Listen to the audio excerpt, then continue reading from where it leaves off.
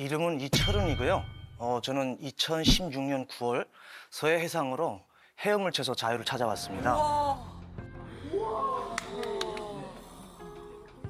네, 안녕하세요. 저는 한유미고요. 한국에 온 지 한 20년 차 됐습니다. 중국을 통해서 두만강을 해서 대한민국으로 왔습니다. 네. 두만강으로. 두만강. 남편은 지금 한국 오신 지 10년 되셨고 네. 아내는 20년이 되신 거네요. 네. 아, 네. 또 아이들까지 있으면은 맞아. 재혼이 또 쉽지 않았을 텐데 어떻게 결정하게 되신 거예요? 재혼 결정은 솔직히 뭐 우리가 다시 재혼을 해서 결혼을 해서 살아야 되겠다라는 생각까지는 안 했댔어요. 그렇게까지 생각은 안 하고 그냥 연애만 하려고 했었는데 애들이 먼저 아빠라고 부르면 안 되겠냐. 그래서 제가 이제 거기서 조금 뭉클을 했던 것 같습니다. 예. 애들이요? 오, 아이들이 그래서. 더 먼저 좋아했구나. 네. 저도 재혼 생각은 아예 저는 인생에 재혼이란 없다 이렇게 쭉 살아왔어요. 뭐 북한도 아니고 한국에서 뭐 내가 애 둘을 뭐 굶겨 죽일 일도 없고 얼마든지 혼자서 살 수 있다 이런 자신감으로 살았었는데 어느 날 애들이 삼촌이라고 원래 불렀었어요. 이 삼촌이 너무 좋은데 아빠하고 싶다. 헤어지지 말고 그냥 결혼해서 같이 살면 안 돼요. 막 그렇게 얘기를 하는 거예요. 이 사람이 그 사이에 보니까 아이들에게도 굉장히 신뢰를 주고 또 나도 이 남자에게 굉장히 신뢰감을 갖게 됐다. 이런 얘기를 하시는 거죠. 네. 근데 보니까 남편분이 약간 어떤 점이 약간 강압적으로 느껴지시는 게 있는 것 같아요. 저희는 이분이 북한에서 교육을 체계적으로 받으신 분이에요. 그러니까 저는 북한에서 일반 그 인민이었고요. 네. 이 사람은 그 인민을 저는 좋게 얘기하고 싶지 않아서 착취를 해 먹었다라고 표현을 하고 싶은데 아. 그러니까 그 보위부 출신이어서 상위에 있던 분이었어요. 엘리트라고 그렇죠. 얘기해 드릴까요? 네. 그러다 보니까 저는 교육에 대해서 그냥 뭐 하고 싶으면 하고 싶은 거 얘기를 해 이렇게 하고 이 사람은 해야 된다. 이런 차이가 있어요. 그래서 공중도덕, 예의, 예절 이런 거에 대해서는 진짜 용납이 안 될 정도로 강압적이세요. 강압적이다. 너무 강압적인 게 일단은 식당에 갔는데 코를 풀 수도 있잖아요. 그럴 수 있죠. 그것도 코 풀면은 눈치를 줘요. 그럼 흘려야 돼요? 몰래 화장실을 가서 푼다든가 아. 뭐 그런 식이어야 되고 그리고 저희 집은 기본적으로 모든 사람들이 남자건 여자건 화장실에서 앉아서 소변을 봐야 되거든요. 그리고 집에다가 심지어 A4 용지에 소변을 앉아서 쏘시오 이렇게 딱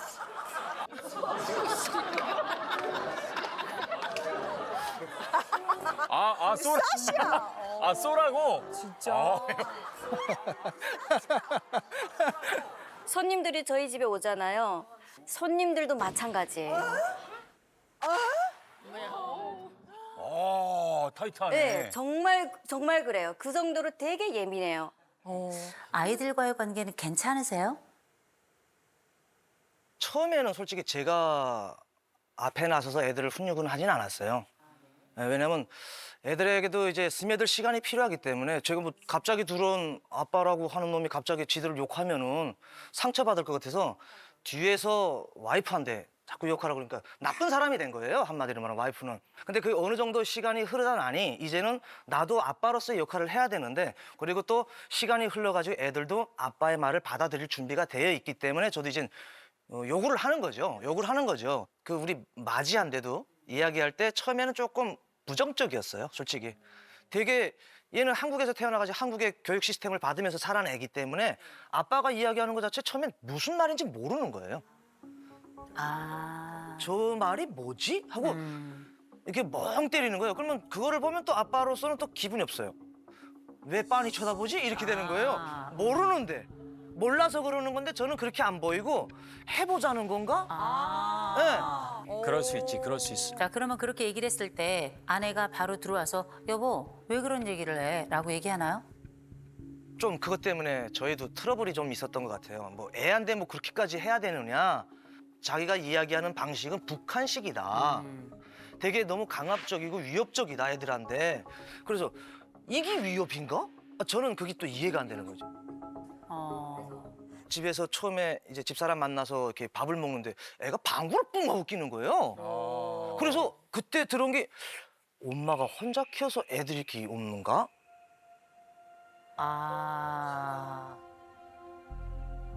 아니 집에서 방귀 끼지 어떻게? 북한에서는 이게 참 안 좋은 말인데 아빠 없이 자란 자식을 되게 홀대한다고 하나요? 예의 없다고 봐요. 그래서 그 집의 딸도 결혼하기 전에 아빠가 있었냐 없었냐를 많이 따져요. 예. 진짜. 그렇지 않으면 예의가 없다고 생각을 하는데 저는 그때 금방 왔으니까 그런 생각을 해요. 엄마가 혼자 키워서 이렇게 애가 예의가 없는가? 그 생각이 들면서 이제 그래서 그런 거를 차츰차츰 좀 알려주고 싶었던 것도 있고 그리고 그 아이들이 예의를 갖추지 않아 범절을 몰라. 그러면 얘들에게 무슨 일이 생길까요? 사실은 조금 상처될 수 있는 말인데 그렇게 되면 뭐 인간 쓰레기다 뭐 이렇게 얘기를 하니까 네 그러니까 무조건 해야 돼. 사춘기 뭐 사춘기가 뭔 상관이야 사춘기가. 아빠도 사춘기 때 아버지 권총에 좀 맞아 죽을 뻔했는데 뭐 말로는 저희 아버지가 되게 좀 엄했어요. 그 훈육을 일반 집보다 더 세게 한 것 같아요. 그런데 어쨌든 저도 한 20살 돼서 저희 아버지를 너무 사랑하기 시작을 했거든요. 총을 갖다 댔든 저를 때렸든 아버지의 이런 훈육 방식이 있었기 때문에 아버지가 나를 이렇게 통제했기 때문에 오늘날에 내가 있다라는 생각을 하게 되더라고요. 그렇죠. 저는 이런 말씀 드려요. 남편, 아버지가 총구를 겨누고 내 아이들에게도 굉장히 엄격하게 했던 걸 우리가 세대 외상전이라고 불러요. 내 아버지가 나에게 했던 그게 나에게는 외상이었어. 근데 이게 나중엔 보니까 괜찮았어? 그러면 내가 또 내 아이들에게 그 결과를 보고 외상의 형태를 가진 비슷한 것을 하게 되는 것. 이게 일명 세대 외상전이라고 부르는 건데 근데 제가 궁금한 건 혹시 그 아이들에게도 이런 강압을 넘어서 폭력적인 일이 있기도 했나요? 제가 폭력을 했으면 이 자리에 못 나오겠죠. 예, 단지 제가 하나만은 폭력만은 쓰지 말자. 왜냐면 교육이 무조건 때려야 된다는 방식만은 제가 옳지 않다는 걸 알기 때문에 때리진 않는데 대신에 이제 조금 눈으로는 좀 많이 욕합니다. 눈으로. 예, 눈으로 이렇게 좀 가로떴다 세로떴다 하면서 이런 걸로 좀 많이 대신에. 제일 많이 하는 단어가 있어요. 지켜보고 있어. 예. 지켜보고 있어. 우리 아들이 제 눈을 되게 무서워해요. 제가 어떤 눈인지는 잘 모르겠지만 이렇게 한번 훑으면은 쏙 이렇게 내려요. 내 눈이 우리 아들한테 이제 그 트라우마로 남을까 솔직히 무섭거든요. 예. 그래서 요즘은 조금 그거를 안 하려고 그러긴 그러는데 근데 이게 남아있는 저한테 붙어있는 이 습관적인 기라서 네, 그게 안 고쳐지죠. 네. 아니 그러면은 남편분께서 강압적인 훈육을 한다고 이제 말씀을 하셨잖아요. 그럼 아내분께서는 좀 뭔가 좀 유하게 좀 이렇게 허용적인 훈육을 하고 싶으신 거예요? 왜 그러냐면요. 첫째 때 제가 엄청나게 강압적으로 했었어요. 첫째 아이를. 엄하게 하셨구나. 엄하게. 예. 이 시기에 애가 젓가락질 못하고 물컵 사용을 제대로 못하면은 정말 손을 젓가락으로 때릴 정도로 그렇게 하면 정말 강압적으로 했었어요. 진짜 엄하셨네. 오. 그렇다 보니까 너무 후회가 되는 거예요. 그 첫째한테 막 미안한 마음도 들고. 네, 그래서 셋째는 조금 못할 수도 있지 이런 것도 들고 허용적으로 키우고 싶은 것 때문에 좀 갈등이 좀 있어요. 네. 제가 보니까 이 남편이 가장으로서의 무게 또 가부장으로서의 그림 같은 게 있는 것 같은데 이게 아이들에게 한정될 가능성은 대단히 낮아요. 혹시 아내에게도 이렇게 지켜보고 있어 라고 또 하시나요? 와이프한테는 그러지. 그치 뭐. 그런다고? 그치. 아니 그렇게 지켜보고 있어 하고 와이프한테는 그러지 않죠. 뭐 지켜보고 있다고는 하지 않고요. 그렇죠. 요즘에 참 마음에 안 든다. 마음에 안 든다. 아, 그게 이게 듣기 뭐죠? 싫어. 뭐야? 네. 뭐 상사야? 저희 남편은 주로 하는 게 지시, 지시, 그다음에 명령. 명령. 명령. 주로 하던 게 그거예요. 아. 북한에서 하던 게 그거니까 네. 집에서도 주로 지시하고 명령하고 하라. 유미 하라. 이런 식으로. 몸은 한국에 왔는데 정신 상태는 북한에 있는 거예요. 아, 우리 남편은 정말 이 사람은 정말 이런 사람이야라는 게 아주 명확하게 나타납니다. 자극 추구 점수라는 게 있어요. 이게 12점이에요. 이거는 한 80대에서 90대 영감님들에게 예, 아, 진짜. 나타나는 아주 보수적이고 절대 외부의 어떤 자극도 우리를 흔들면 안 되는 안전과 안정이 굉장히 중요한 사람이에요. 그래서 이 가정이 깨지면 안 돼. 그래서 아내가 무엇을 생각하든 이 남편은 지키는 데 몰입하고 있다. 라는 걸 먼저 알고 계셔야 되고 대신에 불안이 또 낮아요. 이게 맞아 싶으면 고! 그냥 가는 거예요. 두려워할 게 없어요. 왜냐하면 두려움에 심장이 없어요. 그래서 그 서해를 건널 수 있었던 거예요. 보통 사람 아닌 거죠. 신념의 사람이에요. 이게 맞다 싶으면 끝까지 가는 거예요.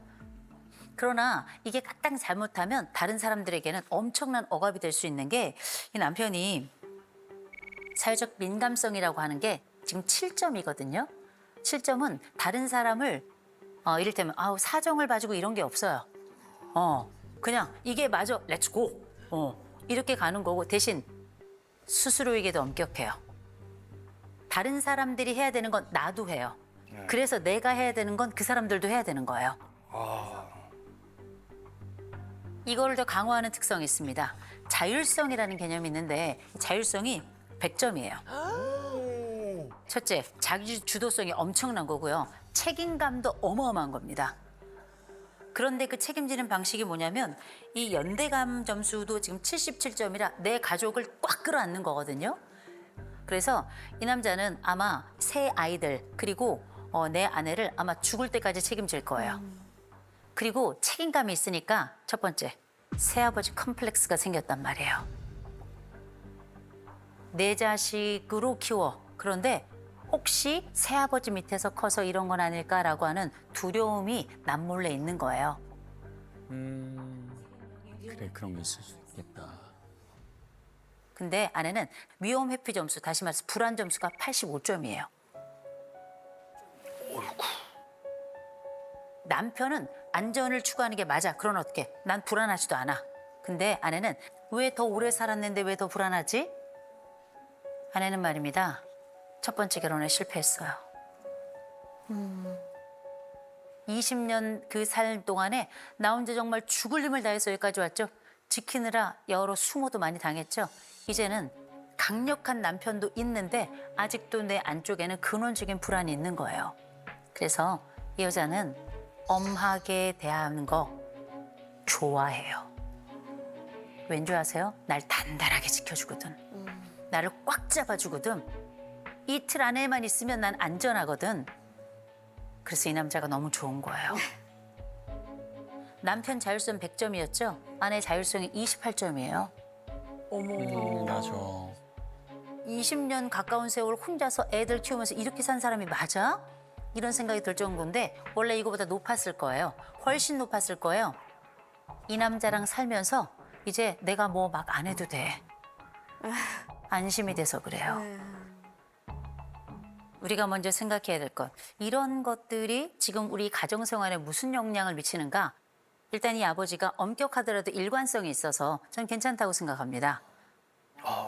그리고 이 아버지가 가지고 있는 기본적인 방향이 틀렸다고 볼 수는 없다고 생각해요. 아이가 예의를 갖추고 범죄를 갖추는 건 얼마나 중요한 일입니까? 요즘은 그런 게 없어서 문제거든요. 네. 이를테면 이 아이가 이 아버지의 무서운 눈을 두려워할까 봐 그게 걱정이다. 이런 걱정도 전 너무 좋았고요. 우리 아들이 라는 말이 전 너무 좋았어요. 당신 아들이 이게 아니라 우리 아들이 이렇게 이야기하는 게 너무 좋았던 게 얘가 내 DNA가 없잖아요. 네. 근데도 아버지로서 역할을 하고 싶은 거예요. 그리고 이 아버지에겐 이런 마음도 있을 겁니다. 혹시 내가 애들이 삐뚤어져 나가면 새아버지 때문인가? 사랑도 있지만 불안도 있는.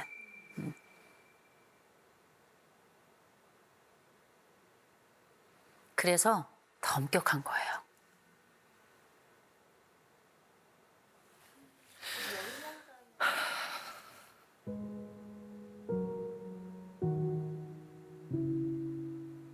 가끔 그렇게 좀 저도 혼자서 이렇게 운전해서 다니면 그런 생각을 하거든요.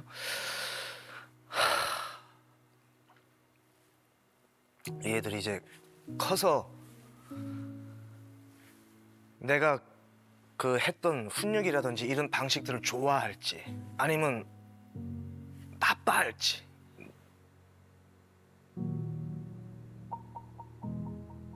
되게 저 아버지는 되게 나쁜 아버지였어 이렇게 생각할지 저도 되게 고민은 많이 합니다. 그런데 어쨌든 커서 나쁜 쪽으로 생각을 하면은 저놈 저거 내 아버지가 아니라서 저렇게 키웠어. 나를 이렇게 기억했어. 라는 생각을 할까 봐 그게 항상 조금 가슴에는 있죠. 그렇죠. 남편 가장 참 중요하거든요. 근데 저는 개인적으로 가부장이란 말도 좋아합니다. 어른들이 이렇게 말씀하시더라고요. 가부장은 자기 집 처마에 비피하는 사람까지도 신경을 쓴대요. 그만큼 내 가족이라 생각하고 나와 함께 연결되어 있는 사람이라면 그 사람을 돌보는데 전심을 다하는 거예요. 그래서 저는 우리 남편을 사랑의 가부장주의자다 이렇게 부르고 싶고요. 사랑의 가부장주의는 말입니다. 이를테면 이런 거죠. 나갈 때 일종의 다녀오십시오라는 것도 중요하지만 이렇게 안고 다녀올게, 다녀왔어, 수고했어. 이건 뭐냐면 훨씬 더 자연스럽게 아이들이 밖에 나오게 하는 우린 엄마 아버지가 오면 나와서 한 번씩 앉는 집이야. 엄마 아버지 가실 땐 우린 한 번씩 앉고 잘 다녀오라는 인사를 해. 그래서 강력함만이 우리를 지켜내는 건 아니에요. 이건 똑같이 이 아이들이 나와서 인사를 하게 하지만 훨씬 더 뜨겁고 오래 내 아버지를 기억할 거예요. 이 집엔 하나 문화가 좀 들어갔으면 좋겠습니다. 그 문화가 뭐냐면 이 집은 일방적 통고를 하잖아요. 하라, 가라. 그렇죠? 가족회의가 시작돼야 돼요. 가족회의를 할 땐 아버지가 첫 번째 진행하는 거 아니에요. 돌아가면서 진행하는 게 핵심이에요. 아이들에게도 똑같이 의장 역할을 분배를 하시고요. 그리고 의견을 자유롭게 낼 수 있도록 해주시고 그리고 이 자유로운 의견이 의미 있게 수렴될 수 있도록 하는 것. 이런 도움의 역할을 해주는 게 진짜 실질적 의장이자 가장의 역할일 거라고 저는 생각을 합니다. 나의 그 두 아들과 딸이 있잖아요. 이 두 아이들은 어떤 아버지를 원할까 이 생각이 드시죠? 네. 제가 한 가지 말씀드릴까요? 내 엄마를 사랑해주는 아버지가 필요할 겁니다. 내 엄마를 예쁘다 말해주고 어쩌면 쏜 총알이 아니고요. 다시 사랑을 향해 달려가는 이 사랑의 총알로 서로를 만나야 될 게 아닐까라는 생각을 좀 해봤습니다.